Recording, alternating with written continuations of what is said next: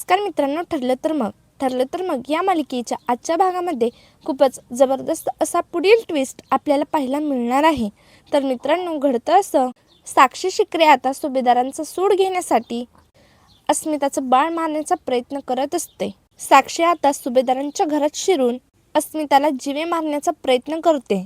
साक्षीला अस्मिताला तिच्या बाळासहित संपून टाकायचं असतं.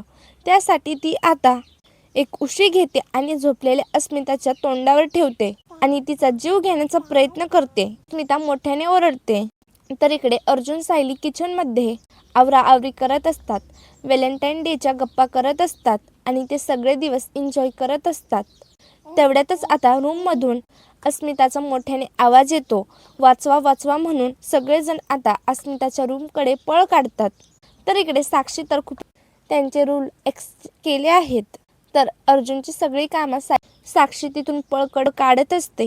तर मित्रांनो, आता फायनली साक्षी आता अर्जुन आणि सायलीच्या हाती लागते आणि त्यानंतर आता अर्जुन सायली काही आता साक्षीला सोडत नाही. त्यांनी अर्जुनच्या सख्या बहिणीचा म्हणजेच अस्मिताचा जीव घेण्याचा प्रयत्न केला होता. आता साक्षीच्या गुन्ह्याला माफी नाही असा विचार करून आता अर्जुन साक्षीला जेलमध्ये पाठवायची पूर्ण तयारी करतो. तर त्याचबरोबर आता सचिन आणि साक्षीचं अफेअर प्रकरण सगळ्यांसमोर येतं. तर साक्षीचं हे रूप पाहून सचिनलाही खूप मोठा धक्का बसलेला असतो.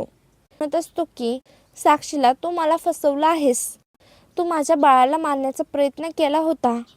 मित्रांनो, आजचा भाग खूपच जबरदस्त असणार आहे, त्यामुळे व्हिडिओ अजिबात स्किप न करता शेवटपर्यंत बघा आणि चॅनलवर नवीन असाल तर आता सबस्क्राईब करा.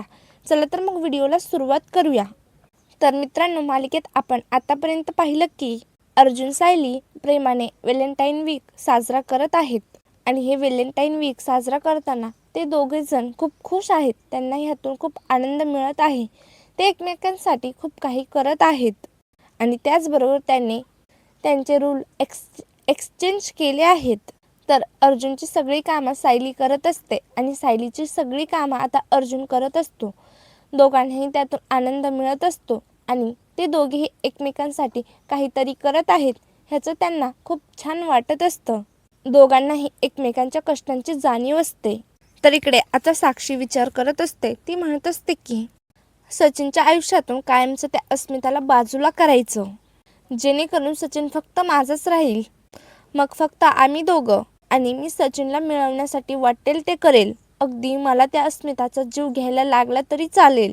साक्षी आता ठरवते की सचिनला अजिबात भनक न लागता त्याच्या आयुष्यातील सर्वात मोठं काम बाजूला सारायचं, त्यातील व्यक्ती संपून टाकायची. आता साक्षी सगळ्या गोष्टीचा विचार करत असते. तेवढे तिथे आता सचिन येतो. सचिन साक्षीला म्हणत असतो की काय झालं ब्युटिफुल, कसला विचार करतेस?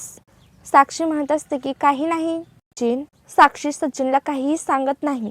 ती म्हणत असते की सचिन, मला एक गोष्ट सांग, तू कायम माझ्यासोबत आहेस ना? कधी कोणतीही परिस्थिती आली तरी सुद्धा तू माझ्यासोबतच असशील ना? त्यावेळी आता सचिन म्हणत असतो की हो ब्युटिफुल, मी आयुष्यभर तुझ्यासोबतच आहे.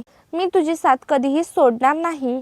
साक्षी म्हणत असते की मी तुझ्याशिवाय राहू शकत नाही. माझं तुझ्यावर खूप प्रेम आहे आणि मीही आयुष्यभर तुझ्यासोबत असेन.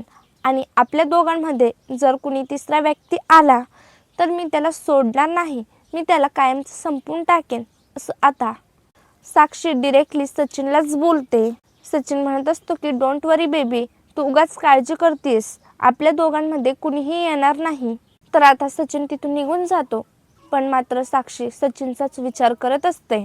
तिला नीट येत नसते. ती विचार करत असते की सचिनच्या जवळची म्हणजेच फक्त अस्मिता आहे आणि ती आता प्रेग्नंट आहे. एकदा का सचिनचं बाळ या जगात आलं तर तो मला सोडून देईल. नाही, असं होऊ शकत नाही, असा विचार आता साक्षी करत असते. साक्षी ठरवते की सचिनच्या आयुष्यातल्या 2 व्यक्तीला या जगातून गायब करावं लागेल. ते म्हणजे एक अस्मिता आणि दुसरं म्हणजे सचिनचं बाळ.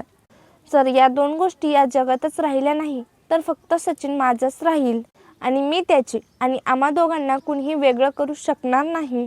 पण आता मी काय करू, हे सगळं कसं मॅनेज करू, असा विचार आता साक्षी करत असते. साक्षी एक प्लॅन करते. साक्षी म्हणत असते की मी हे सगळं अण्णांना नाही सांगू शकत. अण्णांना जर माझ्या आणि सचिनच्या बद्दल सांगितलं तर एकतर अण्णा सचिनला संपवून टाकतील, काहीतरी टोकाचा निर्णय घेतील. त्यामुळे आता मलाच काहीतरी करावं लागेल. त्यासाठी आता मला आधी अस्मिताला संपवावं लागेल. नाहीतर एक ना एक दिवस सचिन अस्मिताकडे गेल्याशिवाय नाही राहणार. मग मी एकटी पडेल आणि त्यांचं लग्नही लीगल आहे. सचिन काही झालं तरी त्या अस्मिताकडे जाता कामा नये, ह्यासाठी आता मलाच काहीतरी करावं लागेल असा विचार करून साक्षी आता अस्मिताला संपवण्याचा प्लॅन करते. तर इकडे प्रिया विचार करत असते की साक्षीचं नेमकं काय चालू आहे. साक्षी आणि सचिनचं अफेअर दिसतं. ते आता त्यांच्या नात्यात कितपर्यंत पोचले आहेत काय माहिती. ही साक्षी ना काहीच कामाची नाही. तिचं भलतंच काहीतरी चालू आहे आणि ती पुढे काय करणार आहे हेही माहिती नाही, असा विचार करून आता प्रिया तोंड पाडून बसलेली असते. तर आता प्रियाचं पडलेलं तोंड पाहून घरातील सगळे मंडळी प्रियाला विचारत असतात, काय झालं प्रिया, असं का तोंड पाडलेस. त्यावेळी प्रिया म्हणत असते की काय होणार आहे, सगळे लोक तर डेट सेलिब्रेट करत आहेत आणि माझ्या नवऱ्याला कुठे इंटरेस्ट आहे. हे सगळं बोलून आता प्रिया गप्पच होते, कारण तिला माहिती आपण आता काहीही बोलून फायदा नाही, कारण आपलं कोणीही ऐकून घेणार नाही. आता आपल्याला या घरात काहीच किंमत राहिली नाही. तर इकडे साक्षी आता प्रियाला फोन करून बोलावते. प्रिया साक्षीकडे जाते. त्यावेळी आता साक्षी म्हणत असते की प्रिया, मला काहीही करून त्या अस्मिताला संपवायचं आहे. सचिन आणि माझ्यामध्ये येणारी व्यक्ती ती अस्मिता आहे आणि मी तिला आता सोडणार नाही, तिचा मी जीव घेईल.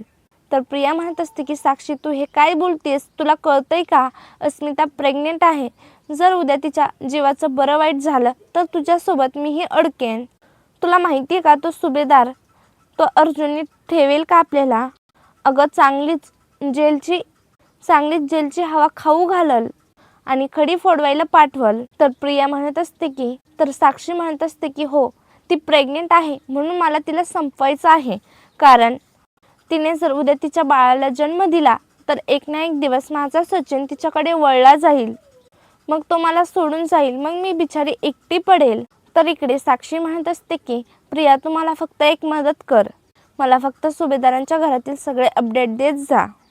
तेथील मंडळी सगळेजण किती वाजता झोपतात, दिवे कधी बंद होतात, कोण कधी येतं कोण कधी जातं, आणि मग मी त्याचाच फायदा घेऊन त्या घरात शिरते आणि त्या अस्मिताचा जीव घेते. ना अस्मिता राहील ना तिचं बाळ राहील आणि मग सचिन फक्त माझा राहील. आणि बंगल्याची एखादी मागची बाजूही मला सांगून ठेव, जेणेकरून तिथून मी शिरेन. तर इकडे आता किचनमध्ये अर्जुन सायली उद्याची तयारी करत असतात आणि तर प्रिया आता सगळ्यांची माहिती साक्षीला देते. सगळेजण झोपले आहेत हे सगळं सांगते.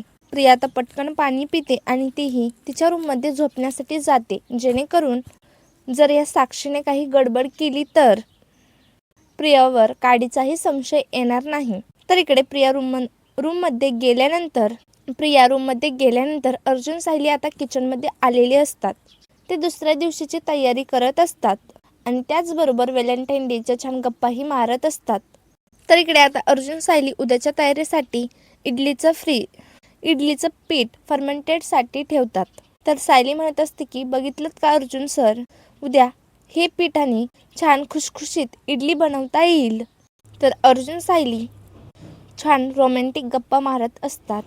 तर इकडे आता साक्षी बंगल्याच्या अस्मिताच्या रूममध्ये प्रवेश करते. अस्मिता गाढ झोपलेली असते. ह्याचाच फायदा घेऊन आता साक्षी म्हणत असते की अस्मिता, मी तुला संपून टाकणार आहे. माझ्या आणि सचिनच्या मध्ये येणाऱ्या प्रत्येक व्यक्तीला मी संपून टाकेन. एकदा का तुझं बाळ या जगात आलं तर माझा सचिन तुझ्याकडे वळला जाईल आणि मी हे कधीही होऊ देणार नाही. त्यासाठी मला तुझा जीव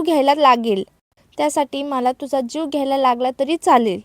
आता साक्षी सचिन आणि अस्मिताचा फोटो घेते.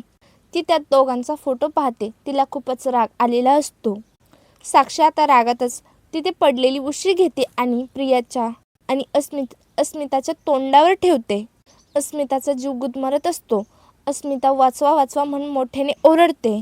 तर अर्जुन सायलीला हा अस्मिताचा आवाज ऐकू येतो. ते दोघेही अस्मिताच्या रूममध्ये पळ घेतात. तर आता साक्षी तिथून पळ काढण्याचा प्रयत्न करत असते. साक्षी पळत असते. अस्मिता खूप घाबरलेली असते. सायली अस्मिताला धीर देत असते. तर अर्जुन साक्षीच्या मागे पळत असतो अर्जुन फायनली आता साक्षीला पकडतो. आता पुढे काय होईल हे पाहणं खूपच जबरदस्त असणार आहे. त्यामुळे धन्यवाद.